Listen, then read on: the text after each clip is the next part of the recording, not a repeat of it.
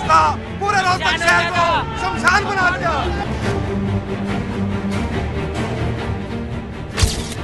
जो आदमी हमारी दुकानों को फूंक के गए हैं वो हमारे यहाँ रोने के लिए आई थी।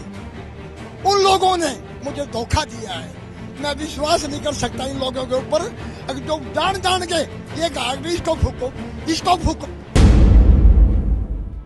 कहते हैं समय के साथ हर जख्म भर जाता है, लेकिन पिछले साल जाट आंदोलन के दौरान हुए हिंसक आंदोलन के समय जो लोग इसके शिकार बने थे, क्या उन पीड़ितों के घाव पूरी तरीके से भर चुके हैं? वो पीड़ित किस माहौल में जी रहे हैं? क्या अभी भी उनमें खौफ बना हुआ है? इन तमाम सवालों के जवाब जानने के लिए हम दिल्ली से रोहतक की ओर निकल चुके हैं। वो रोहतक जहां पर सबसे पहले हिंसक आंदोलन को अंजाम दिया गया था और उस तूफान में बहुत से लोग इसके भीड़ चढ़े थे। तो चलिए आज आपको रोहतक ले चलते हैं। ये तस्वीर साल भर पहले की है, जो रोहतक के इतिहास के पन्नों में काला दिवस बनकर कैद हो चुकी है। उस मंजर को भूल पाना शायद ही आसान हो, जब उपद्रवियों ने करोड़ों की प्रॉपर्टी को स्वाहा कर दिया था। लेकिन एक नई शुरुआत जरूर की जा सकती है। क्या पीड़ितों को मुआवजा मिल पाया है? क्या जख्मों पर मरहम लग पाया है? क्या दहशतगर्दी को भूल पाए हैं लोग? क्या उस खौफ से लोग उभर पाए हैं? ये जानने के लिए जनता टीवी की टीम ग्राउंड जीरो पर पहुंची।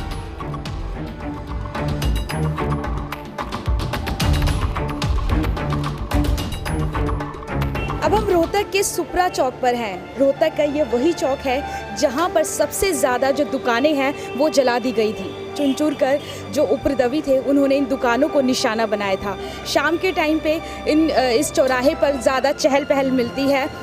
दिल्ली की ओर से रोडवेज़ की बसेस भी इसी चौराहे पर आती हैं। ऐसे में इस चौराहे को सबसे ज़्यादा निशाना बनाया गया था। ये कुछ मिठाइयों की दुकान है जिनको जलाकर पूरी तरीके से राख कर दिया गया था। इस दुकान के जो ऑनर हैं उनसे जानते हैं कि क्या हुआ था उस दौरान। सर, सबसे पहले अपना नाम बताइए। मिस्टर सतीश सैनी। सतीश जी, एक साल पहले यहाँ पर क्या हुआ था? एक साल पहले इन सभी दुकानों को आरक्षण के दौरान बिल्कुल जलाकर राख कर दिया गया था। यहाँ पर सभी दुकानों के दौरान कुछ भी नहीं बचा था, सब बिल्कुल तहस नहस कर दिया गया था सभी दुकानों के अंदर। आप उस दौरान दुकान में मौजूद थे या आसपास थे? आसपास मौजूद था। मेरी दुकान में खुद 8 सिलेंडर फटे हुए थे और इतने भयंकर, कम से कम 70-80 ये आरक्षण वाले थे और इन्होंने इनके हाथों में कुआड़ी जेड़ी सब कुछ था। मतलब इनसे दूर रहने ही बुलाई दिए, मतलब कास्ट से भी मारने की धमकी देते थे। कोई पास आता, इनके सब पास आ रहा था। आपने पुलिस को बुलाने की कोशिश नहीं की? पुलिस ये थाना था, सभी ने अपने अंदर ताला लगा के अंदर रोक लिए थे, अंदर रुक गए थे। पुलिस कोई भी पुलिस प्रशासन तो 1 मिनट के लिए भी बाहर नहीं निकल के आया। कितना नुकसान हुआ था आपका? और उस दौरान जब अपने खून पसीने की कमाई से इंसान एक तिनका जोड़कर इस दुकान को, जो हमारी रोजी रोटी होती है, वो जोड़ता है, एकदम से जब इस पूरे दुकान को आपने राख हुई देखा, उस दौरान दिल पर क्या बीती?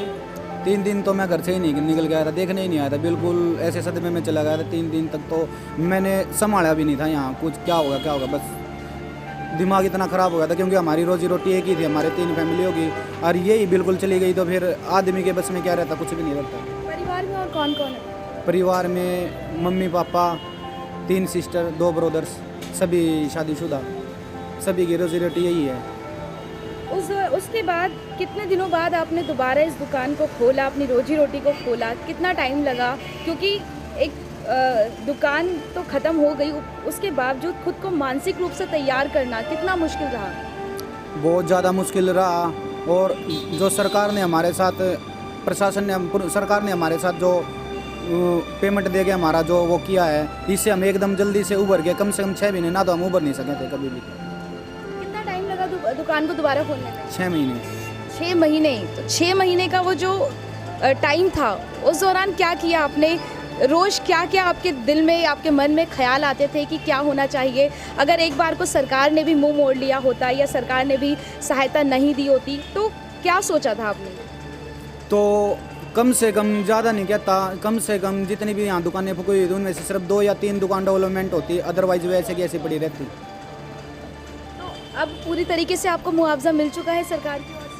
हाँ, मतलब जो हमें 100% हमने जो मुआवजा मांगा था उसमें से 30% ही मुआवजा में मिला है, कंप्लीट पूरा नहीं दिया गया। मतलब जैसे हमें 40 लाख या 50 लाख रुपए भरे थे, उसका तीसरा हिस्सा हमें मिला था मुआवजा के दौरान। अभी मतलब खाना स्टार्टिंग हो गई, मतलब नई ज़िंदगी की एक तरीके से कह सकते हैं कि शुरुआत हो गई है। अब पूरा 1 साल बीत चुका, उस खौफ के मंजर को अगर अभी भी आप याद करते हैं तो क्या बीतती है? अब भी वे बैठे हुए हैं। मैं तो यही चाहता हूँ, सरकार से भी गुजारिश है, उनसे भी गुजारिश है कि भाइयों से हाथ जोड़कर वे अपना हक मांग रहे, सरकार से मांगे। आपसे भाईचारे को, मतभेद को ना खराब करे, आपसे भाईचारा अपने आप में बनाए रखे। और सरकार से भी गुजारिश करता हूँ कि वो जल्द से जल्द जो इनको देना वो दे दुआ के इनको उठाए, इस मुद्दे से जल्दी से इस मुद्दे को ख़त्म किया जाए। और इन जाट भाइयों से निवेदन है कि आपसे मतभेद ना बिगाड़े हमारे साथ। यानी कि जिनके साथ उस दौरान वो शिकार बने, उपद्रवियों ने जिस तरीके से इन लोगों को शिकार बनाया, लेकिन उसके बावजूद भी इन लोगों का भी यही कहना है कि आपसी जो भाईचारा है वो बनाने की कोशिश करे। ये सैनी स्वीट्स के सामने ही एक किराना शॉप है। हालांकि ज़्यादा से ज़्यादा दुकानों को निशाना बनाया गया था उपद्रवियों ने, लेकिन इसके सामने ही जो दूसरी दुकान है राजीव किराना, यहाँ पर भी काफ़ी नुकसान हुआ था। इस दुकान में सारी चीज़ें घरेलू जो खाने पीने की चीज़ें होती हैं वो मिलती हैं, आटा दाल से लेकर चीज़ें मिलती हैं। ऐसे में इस दुकान को लूटा भी गया, साथ ही साथ इसमें आगजनी भी की गई। अब पूरा 1 साल बीत चुका है। हालांकि अब दुकान की सूरत देखकर लग रहा है कि धीरे धीरे जो भरपाई है उस दौरान, जो भी हिंसक आंदोलन के दौरान जो हुआ उसकी भरपाई होनी शुरू हो चुकी है। लेकिन क्या वो जख्म अभी भी हरे हैं? क्या उस मंजर को सोचकर क्या अभी भी बीतती है? अब सबसे पहले अपना नाम बताइए। मेरा नाम हवा सिंह है। हवा सिंह जी, उस दौरान क्या हुआ था? बस पूछो ना, उस दौरान क्या हुआ था। बस जो भूल जाए उसको तो अच्छा है। याद नहीं करना चाहते, वो बिल्कुल ही याद नहीं करना चाहते। ऐसा मंजर कभी ना आए हमारे ज़िंदगी में, कभी ना आए, ना देखा हमने। खाली आपकी दुकान को नुकसान पहुंचाया गया था या आसपास की सभी दुकानों को बुरी तरह से क्षतिग्रस्त कर दिया था, बहुत बुरी तरह जला दिया था उनको। जो चहल पहल इन दुकानों में देखने को मिलती थी वो राख में तब्दील हो गई। हाँ, राख में तब्दील हुआ, बुरी तरह से मंजर हो गया था, बहुत बुरी तरह से। जिस दौरान आपने अपनी दुकान, जिससे रोजी रोटी चलती है, सभी कुछ एक इंसान के लिए उसकी ज़िंदगी भर की कमाई की दुकान होती है, उस दौरान जब आपने इस दुकान को पूरा राख में देखा, क्या बीती आपको? बस जी पूछो ना, जिसकी फसल खेत की जल जाए, जिसकी दुकान जल जाए, उसके पास रहता क्या है? सारा ही कमाई का साधन ये दुकान ही थी हमारी तो। और आपके ये घर में और कौन कौन है? 2 लड़के हैं जी, 1 लड़की हैं। तो जब आपने इस दुकान को अपना इस तरीके से देखा, उस दौरान दुकान तो जलाई, लेकिन क्या जान को भी खतरा था आपकी? और किस दौरान से आपने अपने आप को मानसिक रूप से? बिल्कुल, बहुत राक्षसों की तरह आए हुए थे, भयानक भेड़ियों की तरह आए हुए थे। उनके हाथ में पूरी तरह से हथियार थे, पूरी तरह से मारना चाहते थे एक दूसरे को। किस तरीके से आपने अपनी जान बचाई? हम तो छोड़ के चले गए थे जी, आपने आदेश दे दिया था कि बंद करके चले जाओ, अपने बहुत आदमी आए हुए हैं यहाँ पे। पुलिस प्रशासन की ओर से उस दौरान कोई? पुलिस प्रशासन सब भाग गए थे, थाना तहसील सब भाग गए थे यहाँ से। एक बार अनाउंस जरूर किया था कि भाई यहाँ से चले जाओ, बहुत खतरा होने वाला है। उसी टाइम हमने सभी ने बंद करके हम अपने घर चले गए थे। ये शाम को हुआ था, 5 बजे के आसपास। तो कितना आपका नुकसान हुआ था और क्या उस नुकसान की भरपाई हो पाई अभी तक? नुकसान काफ़ी हुआ था और सरकार के शुक्रगुजार हैं कि हमको तुरंत मुआवजा दे दिया गया ताकि हम अपनी स्थिति संभाल सकें और अपने पैरों पर खड़े हो सकें। इस सरकार का शुक्रिया अदा करना चाहते हैं हम बार बार कि भाई इन्होंने बगैर मलम लगाए, बगैर कुछ लिए देखे, कुछ जल्दी मुआवजा दे दिया और हम अपने पैरों पर खड़े हो गए जल्दी से। तो अब आप क्या चाहते हो सरकार से? हम सरकार से ये चाहते हैं कि आगे ऐसा कभी कोई ऐसा हादसा ना हो और सभी भाईचारे से रहे, भाईचारे प्रेम से रहे हम। हालांकि अब जो है भरपाई हो चुकी है और कुछ लोग जो हैं वो सरकार का भी शुक्रिया अदा कर रहे हैं, क्योंकि सरकार ने जिस तरीके से धीरे धीरे ही सही लोगों को मुआवजा देना शुरू किया तो उनके जो जख्म हैं अब धीरे धीरे भरने लगे हैं।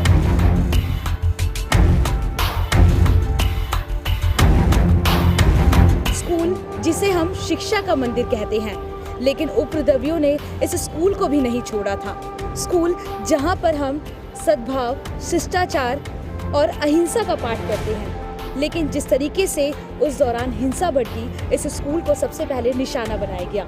इस स्कूल को पूरी तरीके से जलाकर राख कर दिया गया था। हालांकि स्कूल की इमारत है, 1 साल पूरा बीत चुका है। इस इमारत को धीरे धीरे बनाया गया और हालांकि अब ये पूरी तरीके से बन चुकी है, लेकिन जो कंस्ट्रक्शन का काम है वो अभी भी जारी है।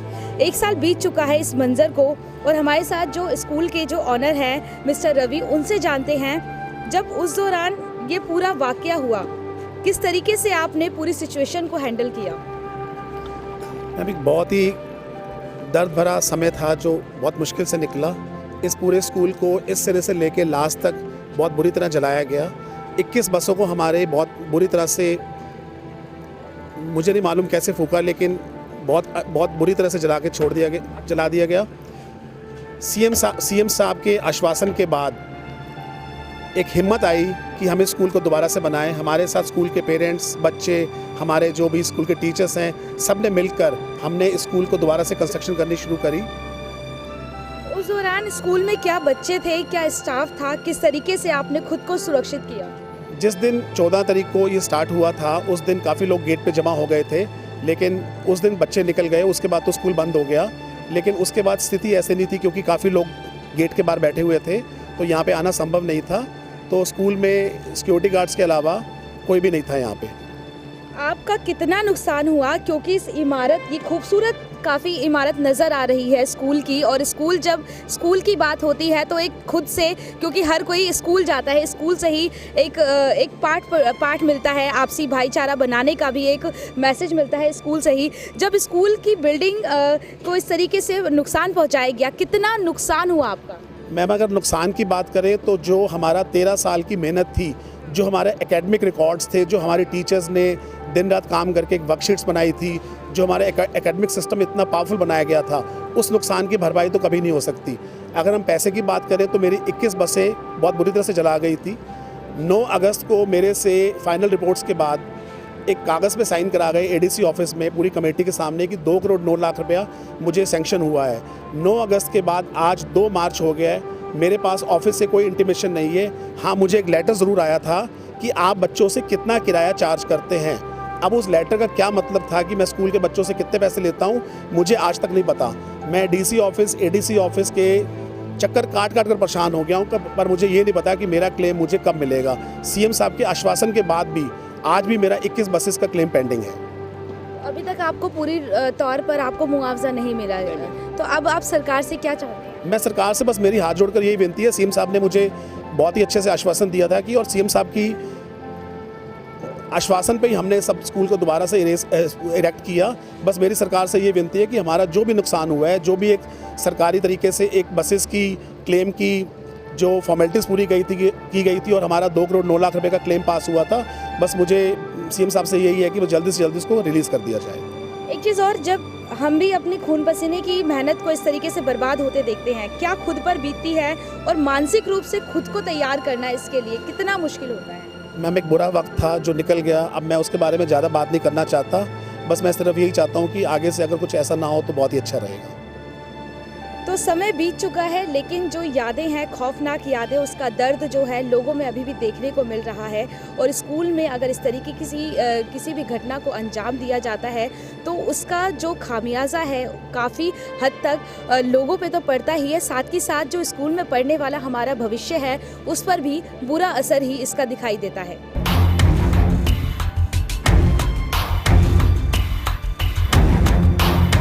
रोहतक हरियाणा के हाईटेक शहरों में से अहम माना जाता था, जिसकी सुख सुविधाएं विदेशों की तर्ज पर टक्कर देती थी। लेकिन पिछले साल यहाँ पर जो हुआ उससे सबसे ज़्यादा तांडव ये NS10 पर बने इस कॉम्प्लेक्स में देखने को मिला, क्योंकि इस कॉम्प्लेक्स को बुरी तरीके से जला दिया गया था। उपद्रवियों ने इसको बुरी तरीके से निशाना बनाया था। इस कॉम्प्लेक्स के ऑनर हमारे साथ हैं, उनसे जानते हैं जिस समय ये सब पूरा तांडव हुआ, 1 साल पहले की घटना को अगर अभी आप याद करते हो तो दिल पर, दिमाग पर क्या बीतती है?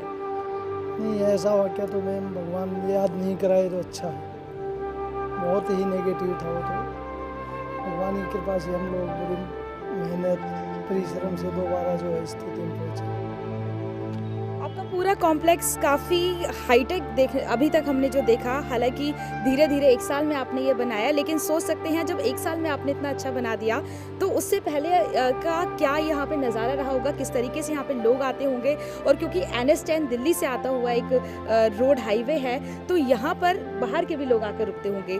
जिस तरीके से आपने पल पल की जो आपकी मेहनत खून पसीने की एक पल में ही राख हो गई, फर्स्ट जब आपने ऐसा देखा तो क्या आपको महसूस हुआ? मैं महसूस किया हमारे प्राण बच गए, हमें इनका कॉन्फिडेंस हमारा ख़त्म हो गया था, टूट चुके थे, ये सोचे भाई क्या करें, बर्बाद हो चुके, लेकिन भगवान की कृपा से हमें हिम्मत नहीं आ रही, सोचा भाई जो है हमें और अच्छा बनाएंगे। उस खौफ में, उस दहशत को अगर अभी भी आप याद करते हो तो क्या फील होता है? वो तो सारा परिवार मेंटली डिस्टर्ब हो गया था, साइकोलॉजिक जो है ना जैसे बहुत वीकनेस हो गए थे। तो अब कोई ऐसी बात नहीं है, अब तो भगवान की कृपा जो बुरे टाइम को हम भूल चुके, उसको याद नहीं करें तो अच्छा है। तो सरकार की ओर से आपको क्या क्या मुआवजा क्या मिल पाया, जिस तरीके से ऐलान किया गया था मुआवजा देने? 100% तो नहीं, 35%। मेरा 10 करोड़ का नुकसान था आयरन मॉल का, और इन्हें 3-3.5 के करीब पास किया था। इंजीनियरिंग कॉलेज में मेरे जो है 4 करोड़ का नुकसान था, जिसमें हमें 50 लाख ही मिले थे, लेकिन उससे हेल्प हुई दोबारा उठने में। बिल्कुल जो बर्बाद हो चुके थे, आत्मबल मिला उसको उभारने में, और वो किया, और लॉस तो बहुत ज़्यादा था। एक तो फाइनेंशियली भी आप पूरी तरीके से टूट चुके थे, ऊपर से इस तरीके से अगर कुछ हो जाता है तो मेंटल लेवल पर भी खुद को संभालना बड़ा मुश्किल होता है। किस तरीके से पूरे 365 जो भी पीछे पल बीते हैं, 365 दिन, एक एक दिन किस तरीके से बिताया, पाई पाई जोड़कर किस फिर से आपने वो मुकाम पाया जिस तरीके से आप पहले थे? किस तरीके की ये आपकी जर्नी रही पिछले 1 साल? नहीं, मेरे रिलेटिव हैं, मेरे मित्र हैं, मेरे दोस्त हैं, और जो है ना उनकी हेल्प मिली बहुत ज़्यादा, मेंटली भी, वैसे भी, आर्थिक रूप से भी।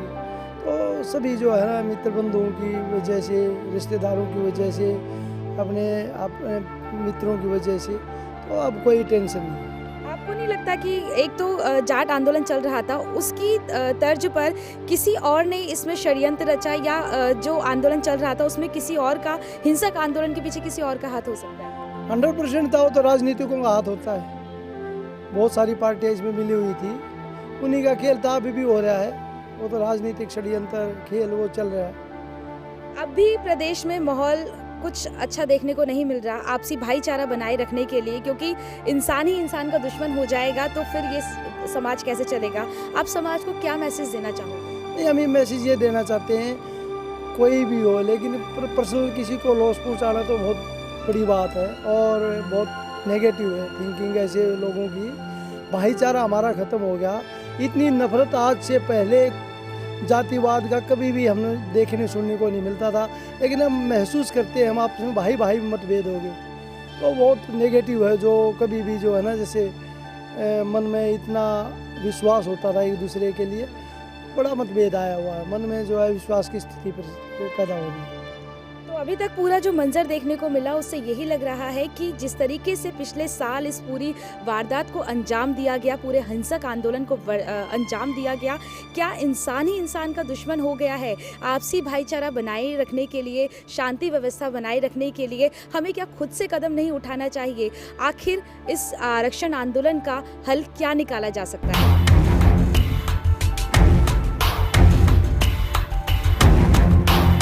मेरे पीछे ये NH10 रोड है, वो रोड जिसकी कनेक्टिविटी दिल्ली से रोहतक और दूसरे शहरों तक जुड़ी हुई है। इस पूरे रोड पर आलीशान कॉम्प्लेक्स बने हुए हैं और बहुत सारी यहाँ पे शॉप है, ब्लैकबेरी से लेकर RN सिनेमाज हॉल है। हालांकि अब ये जो कॉम्प्लेक्स है ये पूरी तरीके से बनकर तैयार हो चुके हैं। पिछले 365 दिन में दिन रात यहाँ पर काम किया गया, दिन रात कंस्ट्रक्शन की गई, उसके बाद ये कॉम्प्लेक्स बनकर पूरी तरीके से तैयार हो पाया है। लेकिन उपद्रवियों ने पिछले साल यहाँ पे जो हाहाकार मचाया उससे पूरी तरीके से राख हो चुका था।